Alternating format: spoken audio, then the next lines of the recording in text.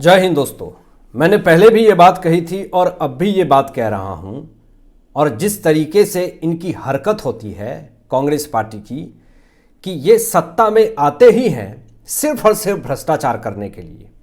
जब इनकी सरकार नहीं बनती है किसी भी स्टेट से तो ये बौखलाने लगते हैं, चुनाव आयोग के ऊपर आरोप लगाने लगते हैं कि इलेक्शन कमीशन ऑफ इंडिया ने वोटों में गड़बड़ी करी है, बीजेपी ने दबाव बनाया है।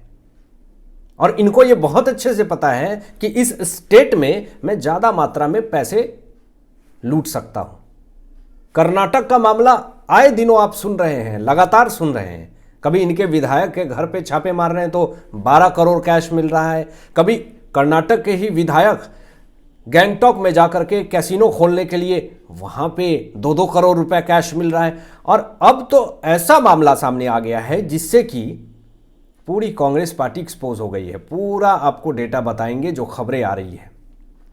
दोस्तों, वहां का डिप्टी सीएम कर्नाटक का डीके शिव कुमार ये स्टेटमेंट देते हैं कि केंद्र सरकार हमें फंड्स नहीं देती है, हम डेवलपमेंट कैसे करें कर्नाटक में, बेंगलुरु में। और जब फंड्स मिलता है तो इनके पार्टी के नेता ही उस फंड्स में गड़बड़ी कर देते हैं, पैसे डकार लेते हैं। अब यहां पे सरकार ने एक योजना शुरू की थी दोस्तों, और उस योजना का नाम था वाल्मीकि सुपर मार्केट योजना। और मकसद क्या था?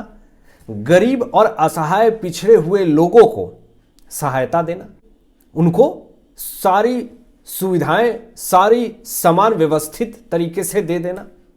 वाल्मीकि सुपर मार्केट योजना का यही काम था।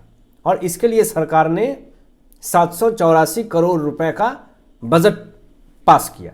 अब ये बजट जो है वो 2025 से 26 के बीच में केंद्रीय बजट ने पूरी तरीके से ये पास कर दिया कि चलो ठीक है, वहाँ पे गरीबी है, वहाँ पे लोगों को ज़रूरतें हैं, महंगाई ज़्यादा है, तो चलो इतना सस्ता सामान मिलेगा तो लोग जो हैं वो भूखे तो नहीं रहेंगे। अब दोस्तों, मामला ये सामने आता है कि जो ये वाल्मीकि सुपर मार्केट योजना था, इसमें पूरी खुल करके भ्रष्टाचार होने लगा। 16 फर्जी कंपनियां बनाई गई, दिखावे के लिए स्टॉक खरीदे जाते थे, लेकिन एक्चुअली में स्टॉक होता ही नहीं था। सुन लीजिए, प्रोडक्ट नहीं है लेकिन बैंक में ट्रांजैक्शन पर डे करोड़ों रुपए का है। अब इससे ये शक किस हुई, इस पे आ गई इन्फोर्समेंट डायरेक्टरेट की भी एंट्री है, जो कि पूरी तरीके से डेटा निकाल करके कितना बड़ा भ्रष्टाचार हुआ है आप सुन करके हिल जाएंगे। कंपनी ने स्पेस स्टॉक नाम की स्कीम में पैसा घुमा दिया, जो कि पूरी तरीके से धोखेबाजी था। सीबीआई जब जांच करती है तो इसमें कांग्रेस का एक बहुत बड़ा नेता का नाम सामने आता है, जो कि फर्जी बिल बनाए गए, सरकारी अफसरों का भी मिली भगत था, पैसे जो है वो इधर उधर ट्रांसफर किए जा रहे थे, नकली इनवॉइस और स्टॉक रिपोर्ट्स बनाए जा रहे थे, ईमेल और चैट्स में साजिश की सबूत मिले, सीसीटीवी फुटेज और बैंक ट्रांजैक्शन की ट्रेल भी पकड़ी गई। कुछ अफसरों ने जानबूझ करके आंखें मूंद ली। अब जब आंखें मूंद ली तो शक हुआ कि हो सकता है कि कर्नाटक में कांग्रेस की सरकार है, इसीलिए जो है वो इस तरह की हरकत की गई है। नहीं तो क्या मतलब है? सरकारी अफसरों को तो जांच करनी चाहिए कि कहां पे भ्रष्टाचार हुआ है, किसने भ्रष्टाचार किया है। अब इस मामले में सीबीआई ने केस दर्ज कर लिया है, ये बड़ी खबर सामने आ रही है। कई नेताओं और अफसरों से भी पूछताछ शुरू हो चुकी है वाल्मीकि सुपर मार्केट भ्रष्टाचार करने मामले में। अब ईडी भी इस मामले में घुस सकती है, क्योंकि पूरा मनी ट्रेल है, मनी लॉन्ड्रिंग है, किस तरीके से ब्लैक मनी को व्हाइट मनी, और बजट तो व्हाइट मनी का पैसा कैसे ये ब्लैक मनी के रूप में इसको लूट रहे थे। जनता में पूरी तरीके से गुस्सा है, आक्रोश है, विपक्ष पूरी तरीके से बवाल कर रहा है कि आखिर आप किस तरीके से ऐसा भ्रष्टाचार कर सकते हैं। आखिर जनता के लिए आपको पैसे मिले थे, लेकिन आपने इतना बड़ा भ्रष्टाचार कैसे कर दिया। 16 जगह पे पहले भी वाल्मीकि सुपर मार्केट योजना में भ्रष्टाचार के मामले में 16 जगहों पे सीबीआई ने छापे पहले भी मारे हैं, जिसमें बहुत सारे दस्तावेज और सबूत भी हाथ लगे थे, जिस कारण से अभी यह कार्रवाई हो रही है। 15 सितंबर 2025 को कर्नाटक और आंध्र प्रदेश में रेड हुई थी। फर्जी कंपनियां, नेताओं और अफसरों के ठिकाने पे भी छापेमारी सामने आई थी। अब यहां पे कर्नाटक हाईकोर्ट ने सीबीआई को नियमित अपडेट देने के लिए कहा है कि इस मामले में अगर कुछ भी ऐसी जानकारी मिलती है, कोई भी बड़ा नेता इसमें अगर सम्मिलित होता है, हमें तुरंत जानकारी दीजिए। अब जरा खुद सोचिए दोस्तों, कितना ताज्जुब लगता है कि कोई गरीब इतने भरोसे और उम्मीद से किसी नेता को उस जगह पे बैठाता है, वोट देता है, और गरीबी पे ही वोट होती है।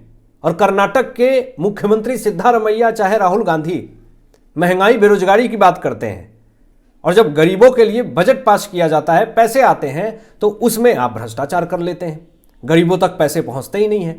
अब जांच इस विषय में हो रहा है कि जो ये बजट पास किया गया था वाल्मीकि सुपरमार्केट योजना के तहत, वो पैसे कहां गए? कहीं पार्टी के अंदर ही अंदर उसको लगा तो नहीं दिया गया किसी चुनाव में, या फिर किसी भी पार्टिकुलर इंसान ने उस पैसे का सुख तो नहीं भोग लिया?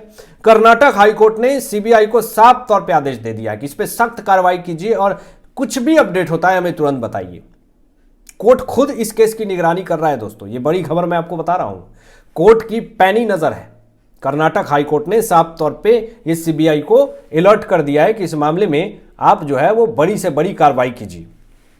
अब मैं आपको बता दूं कि फर्जी कंपनियों का खुलासा हुआ है दोस्तों, और यही फर्जी कंपनियां जो है मिलकर के इतना बड़ा स्कैम कर रही है, भ्रष्टाचार कर रही है। और ये तो एक मामला मैंने आपको बताया, ऐसे बहुत सारे मामले हैं जो कि ऐसी ऐसी चीजें सामने आ रही हैं।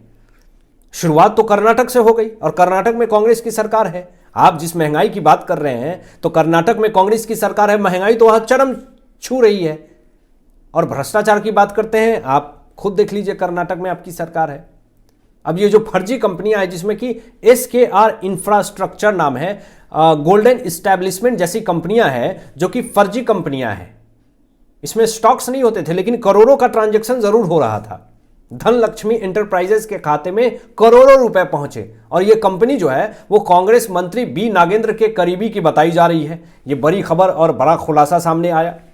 तो मैं आपको बता दूं कि रिश्तेदारों के अकाउंट में पैसे भेजे जा रहे थे, बड़ी मात्रा में पैसे भेजे जा रहे थे। मंत्री की बहन, बहनोई और पर्सनल असिस्टेंट के खाते में 1.20 करोड़ रुपए भेजे गए। KGTTI और ST वेलफेयर फंड से भी पैसा निकाला गया। अब आप बताइए कि आखिर खड़गे सोनिया गांधी कहां पे हैं? जयराम रमेश कहां है? पवन खेड़ा, ये सब कहां हैं? किस बिल में छुप गए हैं? इतना बड़ा मामला सामने आ गया। और अभिषेक मनु सिंघवी पे भी तीखे सवाल खड़े होंगे, क्योंकि अभिषेक मनु सिंघवी जो एक वकालत करते हैं, क्या वाल्मीकि सुपरमार्केट योजना के तहत जो भ्रष्टाचार हुआ, क्या इसको लेकर के ये याचिका दायर करेंगे, PIL दाखिल करेंगे? क्या इसके खिलाफ केस लड़ेंगे कोर्ट में? इसलिए मैं कहता हूं कि एक वकील को नेता नहीं होना चाहिए, और उस पर से भी कांग्रेस पार्टी के नेता हैं। अब मैं आपको बता दूं कि इस मामले में एक बड़ा स्टेटमेंट आ गया कर्नाटक हाईकोर्ट की तरफ से, सख्त ऑर्डर आ गया। कहा, कोर्ट ने साफ तौर पे यह कहा कि सरकारी योजना का पैसा निजी फायदे के लिए इस्तेमाल करने वाले को बख्शा नहीं जाएगा। सख्त से सख्त सजा मिलेगी, और ऐसी सजा मिलेगी जो उसके रूह जो हैं वो कांप जाएंगे।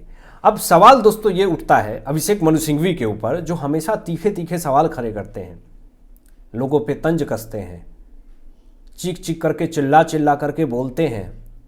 आखिर वो अभिषेक मनु सिंघवी कहाँ हैं? किस बिल में छुप गए हैं? सिंघवी जो हैं वो कांग्रेस नेताओं की तरफ से मामले पर कोई सख्त बयान अभी तक नहीं दिया इन्होंने। क्या ये चुप्पी एक रणनीति बचाव है? 16 जगहों पे रेड मारी जाती है, फर्जी कंपनियां पकड़े जाते हैं। इस मामले में अभिषेक मनु सिंघवी की भी स्टेटमेंट नहीं है। अब आप बताएं कि डिबेट में, प्रेस कॉन्फ्रेंस में, सोशल मीडिया पे, ट्विटर पे, हर जगह चीख चीख करके अभिषेक मनु सिंघवी विपक्ष हो करके ये वर्तमान शासित जो सत्ता बीजेपी है उसके ऊपर तंज कसते रहते हैं, आरोप प्रत्यारोप लगाते रहते हैं। लेकिन अपने पार्टी के अंदर इस तरह का भ्रष्टाचार है, उसके खिलाफ एक भी स्टेटमेंट अभिषेक मनु सिंघवी ने नहीं दिया, और इसीलिए इनके ऊपर तीखे सवाल खड़े हो रहे हैं। आपकी क्या सोच है? इन तमाम विषयों पे अपनी विचार व्यक्त कीजिएगा, और मिलते हैं लेटेस्ट ब्रेकिंग एनालिसिस के बाद। तब तक अपना ध्यान रखें, ख्याल रखें। सत्यमेव जयते। जय हिंद।